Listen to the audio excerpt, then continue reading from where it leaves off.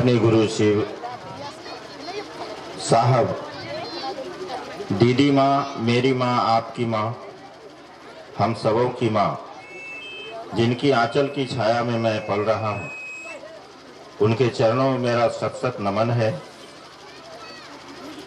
यहाँ जितने भी गुरु भाई, गुरु बहन और शिव प्रेमी, सबों के चरणों में मेरा प्रणाम है। मेरा प्रणाम स्वीकार हो। मन संचालक महोदय की तरफ से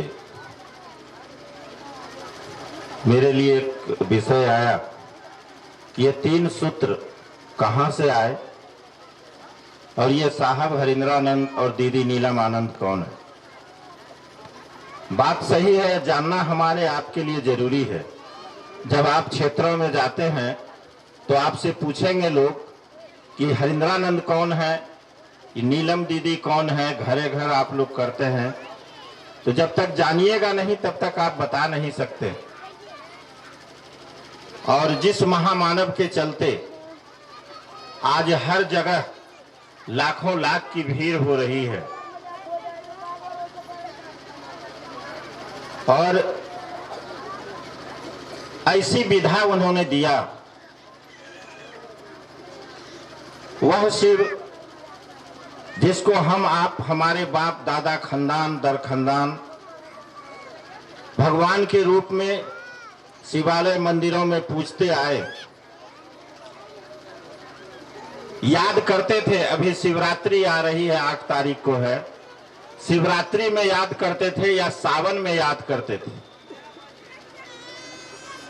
ऐसे महामानव इस धरती पर आए, अवतरित हुए कि आज दिन रात पल प्रतिपल जब भी याद आता है, जब भी सोचते हैं हम आप, तो महादेव ही महादेव, सोते जागते खाते पीते बात करते महादेव की बात कर रहे हैं।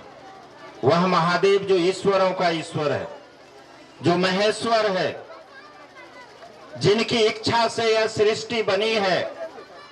ये पेड़ पौधे, ये झरने, चींटी से लेके हाथी तक और हम आप उन्हीं की इच्छा से इस धरती पर आए हैं। उनसे हमारा आपका रिश्ता जोड़ने वाले एक साहब श्री हरिंद्रानंद, जो रोज हम आप याद कर रहे हैं। और इससे हो क्या रहा है, जो कल मरना चाहता था आज जीना चाह रहा है, जो दुख और मुसीबतों में अपने जीवन को व्यतीत कर रहा था, आज उसके घर में खुशियां ही खुशियां हैं। जो लोग ईमानदारी से महादेव का काम कर रहे हैं, उनको मैंने भी नजदीक से देखा है। उसके दशा और दिशा बदले हैं, अच्छे खाने लगे हैं, अच्छे पहनने लगे हैं, रहने लगे हैं। जिसके घरों में रोज लड़ाइयां होती थी, उस घर में आज शांति हुई है। वो है साहब। मैं खुद 3 बार रेलवे लाइन पर गया था मरने के लिए। मेरी वह स्थिति हुई थी। इस लौकिक जगत के लोगों ने धोखा दिया। एक बार सोचा कि अब रेलवे लाइन पर कटने जाएंगे तो कहीं गोर हाथ कट के रह गया तब तो बड़ा फेरा होगा। जहर खाएंगे तो जान जाएगा तो लोग हॉस्पिटल लेके जाएगा। और मैं पैसे से डॉक्टर अभी ऐसे जैसे कि बोले, मेरी एक अलग प्रतिष्ठा थी। उस समय मैं चुनाव में जीता था, शिवसे से भी था, लेकिन उस समय जो हमारा उद्देश्य था कि लोग हमको जाने, और मैं चुनाव लड़ा, सरपंच बना। और सरपंच में मैं बिहार प्रदेश का उपाध्यक्ष रहा। 8 दिसंबर 2008 को जब धरना प्रदर्शन किए तो लाठियां खाई, 10 लाठी हमको लगा और हॉस्पिटलाइज हुए। क्या मिला? सब कुछ बर्बाद हुआ, कुछ भी नहीं बचा मेरे पास। और तब ये प्रोग्राम बनता था। अंत में एक दिन मैंने प्रोग्राम बनाया कि यहां तक दारू पिएंगे। और मेरा क्लिनिक है 4 लाइन, अभी तो 4 लाइन बन गया, पुराना रोड। 10 चक्का वाला गाड़ी आवेगा, उसके नीचे चले जाएंगे, कहानी खत्म, ना बचेंगे ना कुछ होगा। जहर खाएंगे तो कोई इलाज करा देगा, जी जाएंगे तो कहीं का नहीं रहेंगे, मुंह दिखाने लायक हम नहीं रहेंगे, कहेगा कि देखिए ना डॉक्टर साहब तो जहर खा लिए। ये स्थिति से मैं गुजरा हूं दीदी, इसको याद रखिए। और अभी विषय आ रहा था कि सिर्फ गुरु बहन या गुरु भाई नहीं, मर्द लोग नहीं है, सिर्फ महिलाएं हैं। उन भाइयों से मैं पूछना चाहता हूं कि आप कौन सी पूजा किए हैं आज तक? अरे पत्नी करती है पति के लिए पूजा, माँ करती है बेटे के लिए पूजा, बहन करती है भाई के लिए पूजा। क्या किसी पति ने अपनी पत्नी के लिए पूजा किया है? क्या किसी पुत्र ने अपनी माँ के लिए पूजा किया? किसी भाई ने अपने बहन के लिए पूजा नहीं किया, तो ये पूजा कौन करेगा? और इसके पीछे जितना दर्द है, माँ के पास जितना दर्द होता है, कहा गया है कि माता कुमाता नहीं होती, पुत्र कुपुत्र होते हैं।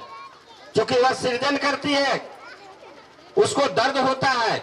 मैंने देखा है, बाप दादे की जमीन अंगूठा बोर करके बेचा, सोने का चैन स्कॉर्पियो और बुलेट से चलता है। जब वो अपनी कमाई की जमीन बेच के दिखावे तब समझ में आएगा। उसी तरह से जो सृजन करती हैं, दर्द जो आपके पास है, जो कष्ट आप लोग झेलते हैं अपने बच्चों को पालने में, वो पिता नहीं झेलते। इसलिए तो करते हैं। पूजाएं भी क्यों करती हैं महिलाएं? पूजा के बारे में कभी हम विचार किए हैं? और मेरा अपना विचार है, पूजा करते हैं कि मेरा घर द्वार ठीक ठाक रहे, बाल बच्चा ठीक रहे, रोजी रोजगार ठीक रहे, जो दुख है वो खत्म हो जाए, या जो दुख आने वाला है वह नहीं आवे। इसी के लिए पूजा करते हैं, और किसी के लिए पूजा नहीं करते हैं हम आप। लेकिन पूजाओं के बावजूद यह बात हुई तो धन्य है साहब जो इस धराधाम पर आए।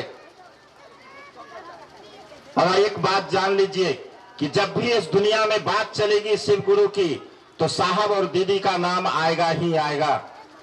इस भारतवर्ष में का देश जो है, जिस देश में हम आप हैं, यह ऋषि मुनियों का देश रहा है, अध्यात्म की भूमि रही है। बहुत से ऋषि मुनि इस धरती पर पैदा लिए, लेकिन जो मेरे साहब ने किया है वह किसी ने नहीं किया। 112 या 14 शिव के शिष्य हुए, उन लोगों ने अपना नाम कमाया, ख्याति आज भी उनको लोग याद करते हैं। लेकिन जो मेरे साहब ने किया है वह किसी ने नहीं किया। हम आप अपने बाल बच्चे की चिंता करते हैं अपनी पर, लेकिन हमारे साहब ने पूरे विश्व की चिंता किया कि जब शिव को अपना गुरु बनाएंगे तो उसके दुख मुसीबत और परेशानियां दूर होगी। वह खुश होगा अपने शरीर पर लेकर मरते मरते दम तक लोगों को शिष्य बनाने, लोगों की जो दुख और तकलीफ है उसको दूर करने के लिए यह उपाय उन्होंने दिया। या कोई भी व्यक्ति ऐसा नहीं है जो परेशान नहीं है, हर व्यक्ति दुखी है, चाहे वो रिक्शा चलाता हो या एसी कार से घूमता हो। अगर आप उस दुख से निजाकत पाना चाहते हैं, छुटकारा पाना चाहते हैं, तो आइए उसी भगवान शिव को जिसकी पूजा आप सदियों से करते चले आ रहे हैं, उनको अपना गुरु बनाइए। अपना कहा जा रहा है। अब तब देखिए क्या होता है दुनिया में जब कोई साथ नहीं देगा, जैसे मेरे साथ हुआ, किसी ने साथ नहीं दिया। आज मैं चिल्ला के कहता हूं, जेकर नाथ भोलेनाथ हूं, अनाथ कैसे हुई, अब भोला चाह लिए है दिन तो रात कैसे हुई। और मेरे जीवन में उजाला हुआ है, आपके जीवन में भी उजाला होगा। जो गुरु भाई बहन कह के जा रहे हैं कि 3 सूत्र दिए हैं उसको करिए, उस महामानव के बारे में हम लोग थोड़ी जानकारी ले लें। यह बात आई कहां से, ये 3 सूत्र आए कहां से, कौन है साहब हरिंद्रानंद? तो चलते हैं साहब हरिंद्रानंद की दुनिया में। सिवान जिले का, यही बिहार में सिवान है, सिवान एक जिला है, अमरोली गांव। उनका जन्म वहीं हुआ, जमींदार खानदान में। सोच सकते हैं कि जो जमींदार और बहुत बड़े अफसर, किसी चीज की कमी नहीं, उनको क्या पड़ी थी यह करने की। मजिस्ट्रेट और ज्वाइंट सेक्रेटरी से रिटायर हुए बिहार सरकार से।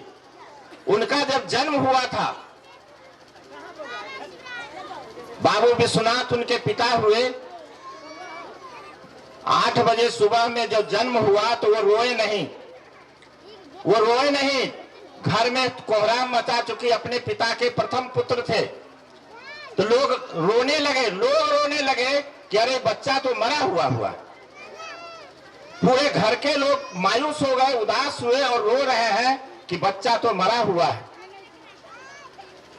और जैसे ही 15 मिनट के बाद रोने की आवाज आई तो लोग हंसे और वह बालक रो रहा है। साहब इस बात को कहते हैं कि रोने से हमारा आपका जन्म रोने से शुरू हुआ है और मरने तक रोते ही रहते हैं, तो खुशियां कहां खोज रहे हैं? खुशियां कहां से हमको आपको मिलेगी? ये तो भवसागर है, दुखों का सागर है। यहां दुख भोगने के लिए ही आए हैं, कौन वंचित रहा है? और देखिए संजोग, उस दिन दिवाली थी नहीं, स्वतः तिथि खंडित होता है और दिवाली शाम में पूरे भारतवर्ष में दिवाली मनाई जाती है।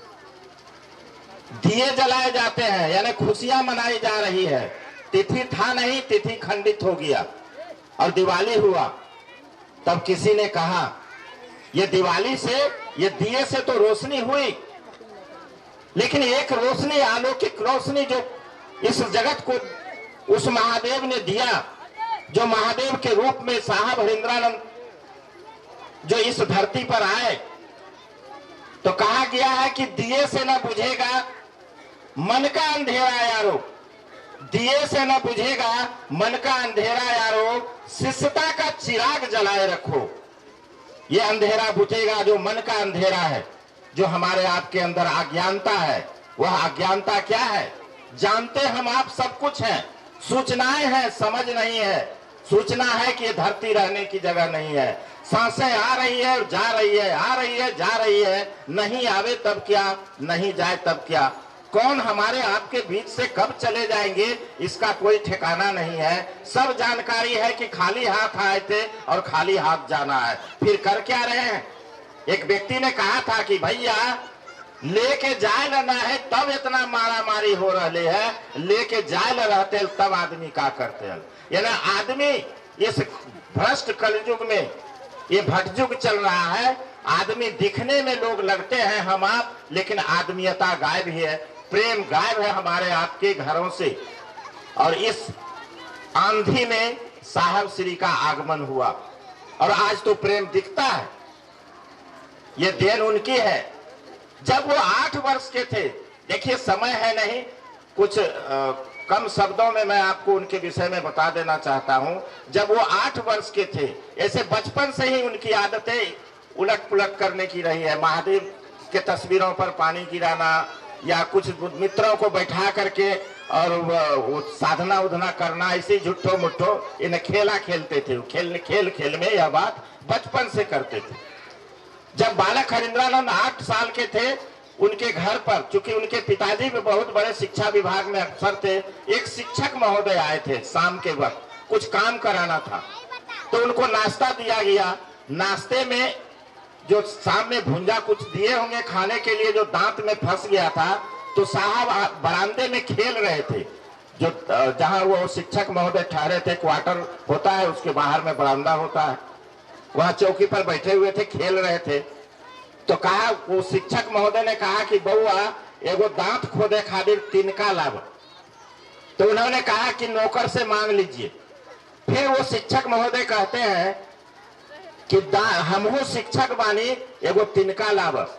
इनको शरारती सुझा और बगल में जो नारियल का झाड़ू होता है वो बुहार के रखा हुआ था, उसमें से इतना बड़ा एगो तिनका तोड़ के कहा कि लीजिए खोदी। इनको समझ में आया कि अरे ये तो शरारती कर रहा है मेरे साथ, वो तिनका को ऐसे फेंक देते हैं। जैसे ही तिनका को फेंकते हैं वह तिनका सांप बनता है। ये बालक हरिंद्रानंद 8 वर्ष की आयु उछल करके उनके गर्दन में चिल्लाते हुए लिपट जाते हैं। साहब के पिताजी बगल के कमरे में थे, तो इनको शिक्षक महोदय को लगा कि अरे साहब सुनेंगे तो कहेंगे कि क्या हुआ बचवा काहे चिल्ला रहा है। तो उधर फिर कहते हैं शिक्षक महोदय, चूंकि गर्दन सांप तो पीछे गया, ये लटक गए साहब शिक्षक महोदय के गर्दन में, तो कहते हैं अरे कुछ नहीं तो तिनका बा। जब पलट करके देखा तो वह तिनका था। सांप तिनके से सांप होना और सांप से तिनका हो जाना, खेला यहीं से शुरू हो गया। और इस चमत्कार को सीखने के लिए साहब कितने साधु संत जहां सुनते थे दौड़ मारते थे, और अंत में चमत्कार सीखने के लिए 14 गुरु बनाए शरीर में, 14 गुरु। और ऐसी भी बात हुई, जैसे जैसे कुछ ठोकर लगता था गुरु बदलते थे कि अब वो सिखा देंगे तो वो सिखा देंगे, वो सिखा देंगे, लेकिन किसी ने नहीं सिखाया। ठगा जरूर, क्योंकि जमींदार के लड़के थे, पैसे की कमी नहीं थे, इनको लोगों ने खूब ठगा। और अंत में जब लॉ कॉलेज पटना में पढ़ते थे तो आरा, बगल में आरा है, आरा के गांगी श्मशान में साधनाएं करने जाती थी। और साधनाएं रात में होती है और अंधेरी रात में, और अकेले जाते हैं साधना करने लोग। और कुछ दिनों तक आसमान से कोई उतरा और उसने कहा कि मैं ही महादेव हूं, तुम जो सीखना चाहते हो मैं तुमको सिखाऊंगा। और हुआ क्या, एक दिन सच्चाई पता चल गया कि यह महादेव नहीं महाप्रेत है। और तत्क्षण वहां से वह निकलते हैं और अनायास उनको याद आता है कि धरती के लोग कहते हैं कि गुरु भगवान होते हैं, तो भगवान गुरु क्यों नहीं। और श्लोक याद आया, किसी ने बताया नहीं, उनको अनायास या याद आया कि गुरु भगवान होते हैं। लोग कहते हैं कि गुरु भगवान होते हैं, तो भगवान गुरु क्यों नहीं। और उस समय वह श्लोक भी याद आया जो बचपन में आज भी हम लोग गाया करते हैं, प्रार्थना में या पढ़ाई जाती है कि गुरुर् ब्रह्मा गुरुर् विष्णु गुरुर्देवो महेश्वर गुरु साक्षात परब्रह्म। परब्रह्म कहा जा रहा है ना, गुरु सबसे ऊपर परमात्मा होते हैं, तो परमात्मा गुरु क्यों नहीं। उस समय उनको यह पता नहीं था कि महादेव गुरु होते हैं। भगवान जान के उनको गुरु बनाया, क्योंकि भगवान गुरु काहे नहीं, तो सुन रखे थे अपने माँ पिता से। साहब के पिताजी कहते थे, साहब की माँ को मलकिनी जाना तारा, महादेव के ईश्वर कहल जाला, महादेव के भगवान कहल जाला। वो सुन रखे थे और उन्होंने महादेव को अपना गुरु बनाया। 1 वर्षों तक किसी से कुछ भी नहीं कहा उन्होंने, और ऐसे ऐसे कारनामे किए। आदत होती है ना, उतना ही नहीं किया, क्रिया खाए, कसम खाए 3 गो। कहा कि आदमी के रूप में आइएगा तो हम आपसे नहीं सीखेंगे, क्योंकि 14 को तो ठग लिया, जहां जहां धोखा खाए। कहा कि जो दिन रात श्मशान कब्रिस्तान करते थे ना, ये सब काम नहीं करेंगे।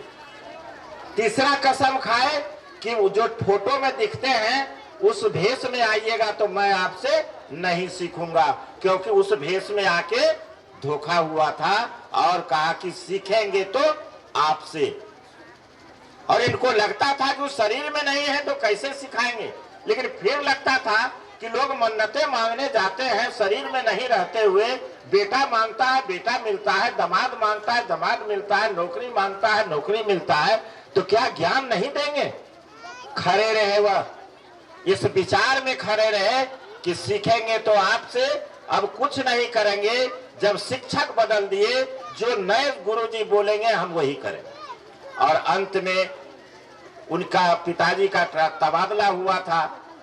यह मुजफ्फरपुर तुर्की ट्रेनिंग कॉलेज के हाथे में, मुजफ्फरपुर शहर से थोड़ा पहले है। और वहां शाम के वक्त ये चिंता कर रहे थे, अपने कमरे की चाबी लेके घुमा रहे थे और सोच रहे थे क्या खोया और क्या पाया। इतने दिनों में पढ़ाई से भी बहुत दूर हुए, पिताजी भी बहुत नाराज रहते थे, परिवार वाले नाराज रहते थे कि जहां शिक्षा का माहौल है वहां क्या तंत्र मंत्र कैले चलता है। उन लोगों को अच्छा नहीं लगा, इनको तिरस्कार ही तिरस्कार मिला। और जब घुमा रहे थे, सोच रहे थे कि अब क्या करें, अब तो यहां भी हम फंस गए। अचानक अनायास नमः आता है सांसों पर और सिवाय निकल जाता है और कहता है अरे अरे यह तो खोजत रहनी। चिल्ला के जो बोले, माँ आंगन में काम कर रही थी वो पूछती है कि बबुआ का भूत लायल रहे से मिल गए, जवाब नहीं दिए, दोबारा फिर पूछती हैं कि का भूत लायल रहे जो मिल गए। वह जो घुमा रहे थे, अचानक जो यह हुआ, जो चाबी हाथ से गिर गई थी जमीन पर, जमीन से चाबी उठाते हुए कहते हैं कि माँ जे खोजत रहनी चाबी भूत लायल रहे, चाबी मिल गए और अध्यात्म की चाबी मिली है। ये अध्यात्म जो हम लोग अंधे थे, आज साहब हर कुछ को, जैसे कोई रोड पर एक्सीडेंट होता है तो पोस्टमार्टम होता है, इसलिए पोस्टमार्टम किया जाता है कि इसकी मौत हुई कैसे, कब हुआ, वो सब डॉक्टर बता देगा। उसी तरह से अध्यात्म का पोस्टमार्टम साहब हरिंद्रानंद ने किया है। ये पूजा क्या है, ये भक्ति क्या है, ये जप क्या है, तप क्या है, हर कुछ साहब ने बता दिया। वो पुस्तक आप पढ़ेंगे तो उसमें सब कुछ आपको मिल जाएगी।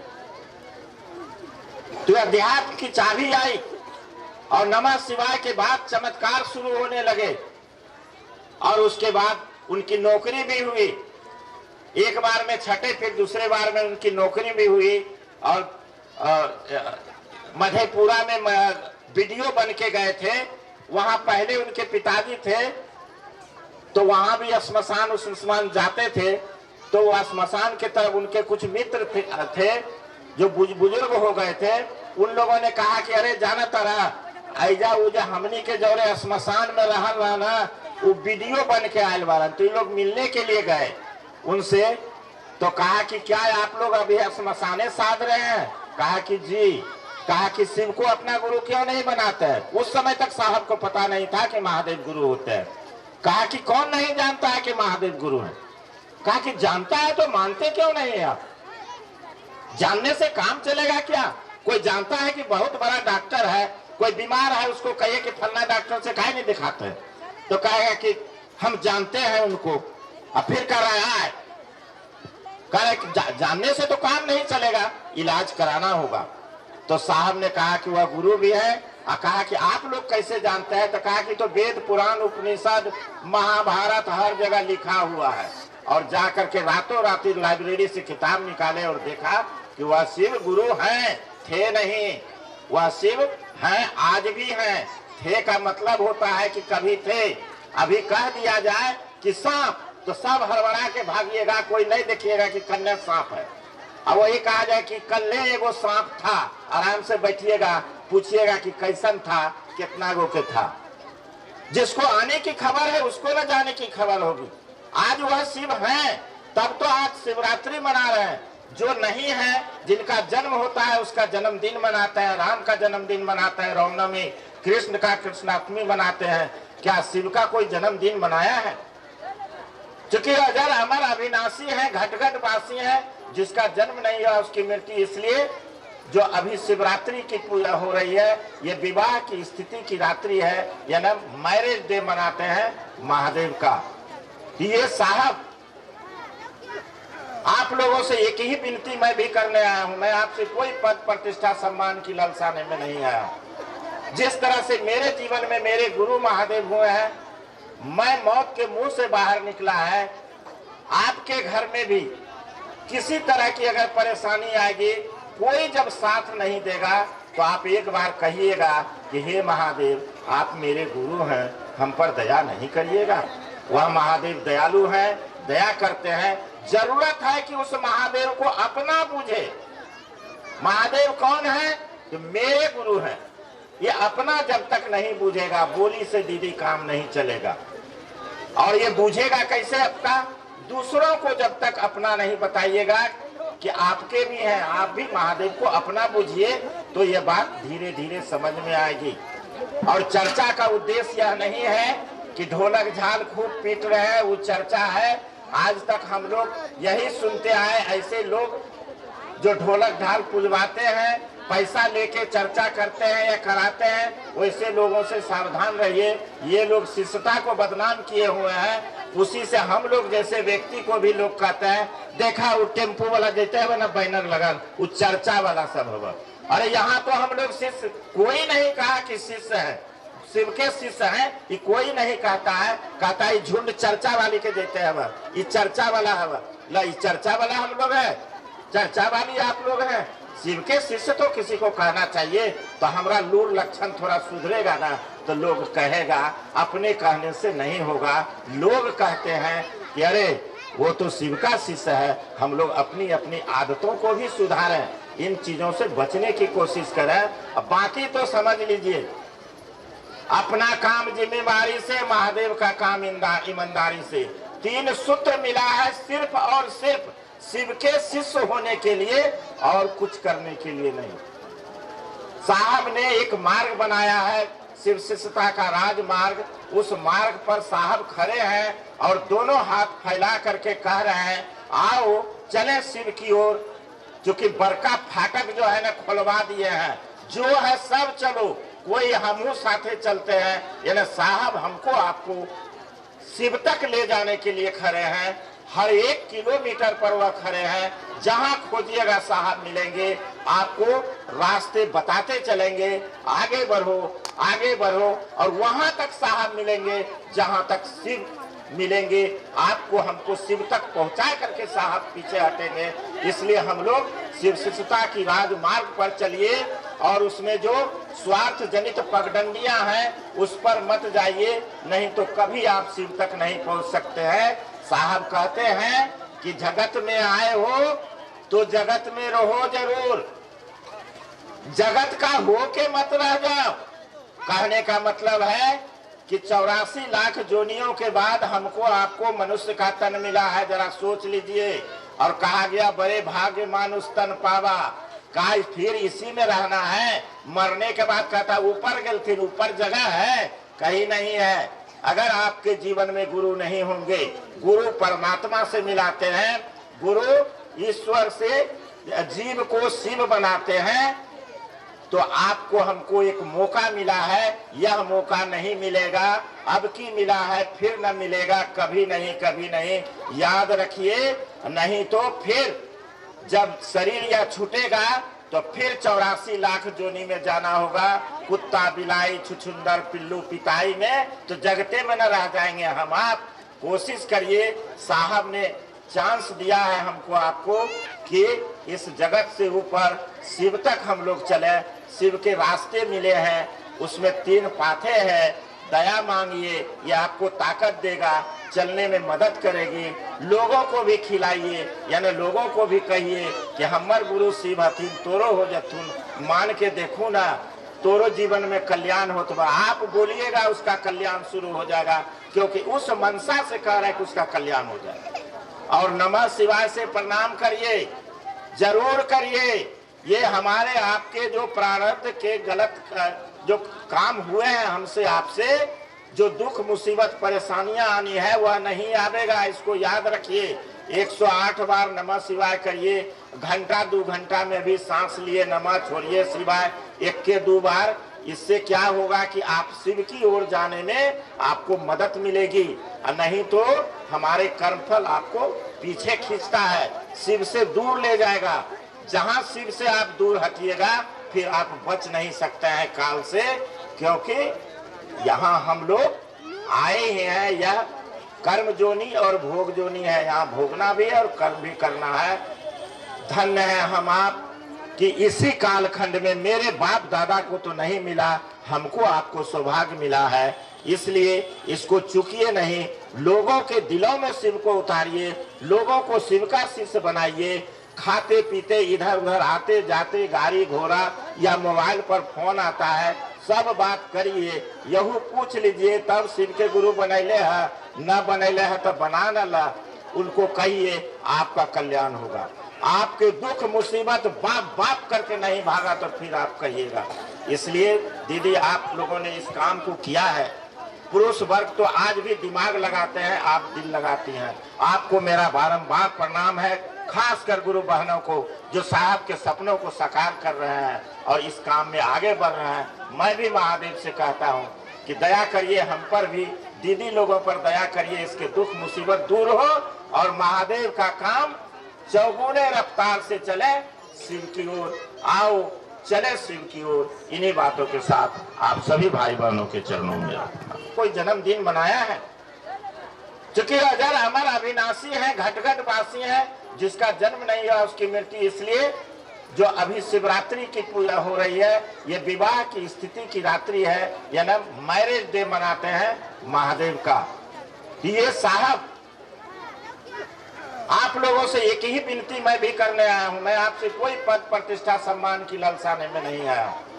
जिस तरह से मेरे जीवन में मेरे गुरु महादेव हुए हैं, मैं मौत के मुंह से बाहर निकला है, आपके घर में भी किसी तरह की अगर परेशानी आएगी, कोई जब साथ नहीं देगा तो आप एक बार कहिएगा कि हे महादेव आप मेरे गुरु हैं, हम पर दया नहीं करिएगा। वह महादेव दयालु हैं, दया करते हैं। जरूरत है कि उस महादेव को अपना बूझे। महादेव कौन है? तो मेरे गुरु हैं। ये अपना जब तक नहीं बूझेगा, बोली से दीदी काम नहीं चलेगा। और ये बूझेगा कैसे अपना? दूसरों को जब तक अपना नहीं बताइएगा कि आपके भी हैं, आप भी महादेव को अपना बूझिए, तो ये बात धीरे धीरे समझ में आएगी। और चर्चा का उद्देश्य यह नहीं है कि ढोलक झाल खूब पीट रहे हैं, वो चर्चा है।